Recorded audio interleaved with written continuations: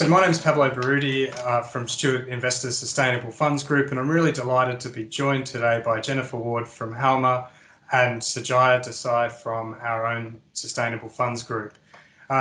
Jennifer joined HALMA in March 2014 as Group Talent Director and became a member of the Board of Directors in 2016. Previously, she held senior roles at PayPal and Bank of America and studied a fascinating mix of human resources, business management and psychology at university. So we're very happy to have you talking to us today about diversity, Jennifer, and inclusion. Very happy to be here, Pablo. Thank you. Terrific. And Sajaya is from our investment team, and she's been doing a lot of work, as we all have, as diversity is one of our 3 strategic engagement priorities with the companies that we invest in. And so it's terrific to have you here as well, Sajaya. Thanks, Pablo. Good to be here. Awesome. So, Jennifer, I'm going to start just for our clients who perhaps don't know HALMA as well as what we do. Tell us a little bit about the company and in particular what attracted you to join. Yeah, absolutely. Love talking about that. So HALMA is a portfolio company. We operate broadly in 4 main industrial sectors where we own about 45 companies that tend to be SME size, high tech, high IP, high impact oriented companies.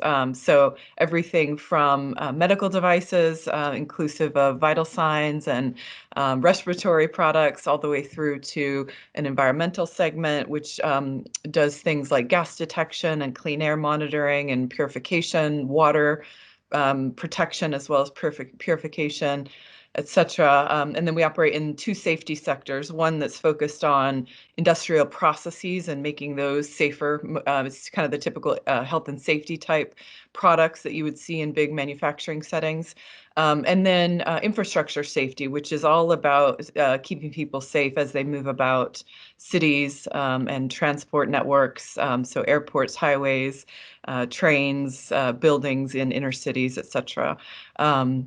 So the group is very autonomously run. So each individual company has their own board of directors and their own CEO, and they set their own strategy as well as execution.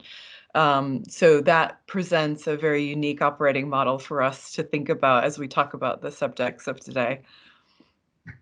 So in your time at HALMA, so 6.5 years or so, gender diversity has improved significantly, and I'm sure you wouldn't put that solely down to yourself. In terms of the organisation and how it's evolved in that time, what do you think are the key aspects that have allowed you to have such success in terms of diversity and inclusion? I take that back to our kind of high IQ, low ego, get on with it culture, but it's also around the agility that the model presents for us to then have an impact in a faster way. But specifically, I think, Andrew Williams, our CEO, again, just decided that it was going to happen. And so we focused on the top 3 layers of the organization, and every recruitment process that we had, we really managed our recruiters very, very actively to deliver high caliber, diverse talent. And so mostly we got there through the recruitment of really wonderful leaders at the company CEO level, the divisional CEO level, and then the executive team. Brilliant, thanks. And Sajaya, I mean, you've obviously, with the research and engagement that we've commissioned and that the team's been involved with, I mean, are there other examples and stories that show that type of really significant improvement over a short period of time as HALMA's been able to achieve?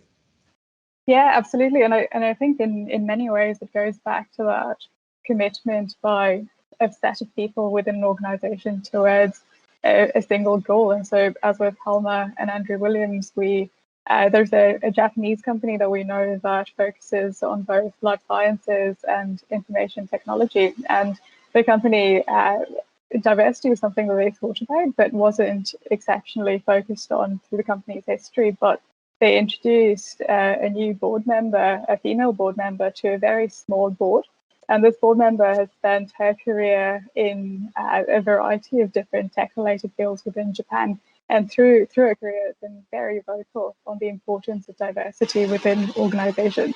And what was exciting to see with this company was that since she joined the board and championed diversity internally, it's something that they started thinking about in a much more concerted way, both across their operations globally, but also within Japan, where the numbers were a lot lower than their global operations.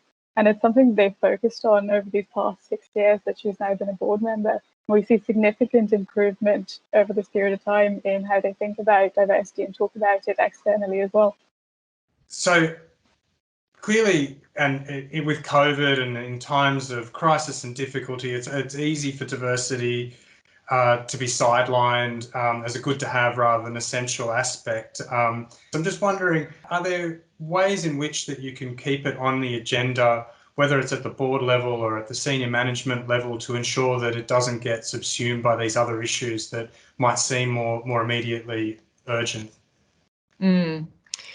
Yeah, what the fascinating thing for me about our experience through COVID is that in every aspect, the experience has only solidified our plans and our strategies and the priorities that we had coming into COVID. So whether that's the key elements of our growth strategy or the things about our culture that we want to continue to double down on and harness and drive forward. And diversity and inclusion is definitely one of those aspects. We were on a really great trajectory going into it, but we still had a lot of work to do.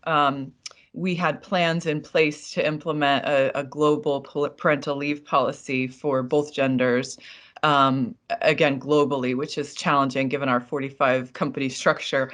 We put that on pause. Tabled is an American term for put on pause. We put that on pause in April because which is when we were going to launch it because of COVID. But we actually just announced it to be effective October 1st. And it's the first policy actually that we've driven across all of our companies globally. And so this will apply now to both genders, whether it's homosexual, heterosexual relationships, adoption, surrogacy, birth, etc. 14 weeks of full pay for either gender. So the reception that we've had and the kind of welcoming of that across the organization, again, from Brazil to China, India, everywhere, has just been phenomenal. I think here in the UK and Europe, it's a little bit less exciting because there's great statutory cover. But in the US in particular, we've just had such a huge reaction, mostly from the males in our organization who are really hungry, and they realize that through this time of COVID, how much they have missed out on by not being part of their kids' everyday lives and things of that nature. So again, I feel like it's only caused us to want to double down. We had a lot of virtual town hall sessions following the Black Lives Matter escalation in the US. We've used our internal technical collaboration portal, which is kind of an internal social media tool. We've used that to form groups for people to share their experiences and to kind of support one another through some of those issues, as well as the mental health issues that arise as part of the COVID crisis. Oh, so that's really fantastic to hear, just the diversity of things you're doing internally to try and promote inclusion in all of its forms. We speak to companies across a range of industries, and you mentioned early on that appeal of working for a company that's focused on engineering and manufacturing, that real world impact. But when we speak to a lot of STEM related companies about diversity in particular, we often hear that organizations are just a reflection of the graduates that come out of universities. And I was curious how you have that conversation within HALMA, and if there are any practices you've applied internally to try and address that. Yeah, no, it's definitely a well-heard excuse, I think, by many in the industry, and even some of our peers in the FTSE that are very similar type of companies to us that don't have any gender representation on their leadership teams. I think it's an excuse that we can't accept. I think that there are many wonderful female engineers and scientists, and mathematicians out there that they just need to be found, and they need to be enabled to be able to contribute in whatever way they need, whether that's flexibility or geographic accommodation or what have you. I think you just need to be open to it. The thing about HALMA that I think was there all along, and it's probably partly again due to Andrew's nature, is that there's a real accommodation for the individual. So it's about, taking each person as bespoke and not trying to think one thing's going to apply for everybody. And that plays out again in our decision making, where there's a real value in having socialized and talked to lots of different people to get lots of different points of view about a particular topic, whether it's an M&A target or whether it's a investment in one of our existing companies. It's valued that you've gotten lots of different perspectives, because it only helps your thinking to be better. And so that's the type of culture that I think we foster. And so that enables us to, when we're recruiting, that enables us to think about more than just the experiences that are on their CV or the skills that they might have acquired or the industry experience that they might have had. It's much more complete than that. And so it gives us more flexibility to bring in people who can be fantastic, but maybe haven't held that particular job 3 times previously. Yeah. There's obviously obstacles, I guess, to implementing the types of gender diversity that we'd all like to see, and broader diversity. What are some of the obstacles that you think are still most prevalent, and what are some of the methods and strategies that you think are best to deal with those? And that's obviously for both of you to comment on, because you both have great experience with that. I mean, for me, I think it was referenced in the literature that you shared. I think there's still societal issues that need to be tackled, particularly around gender roles and expectations of what that implies about who stays home with the children and all of those types of things. I've personally experienced that in my career.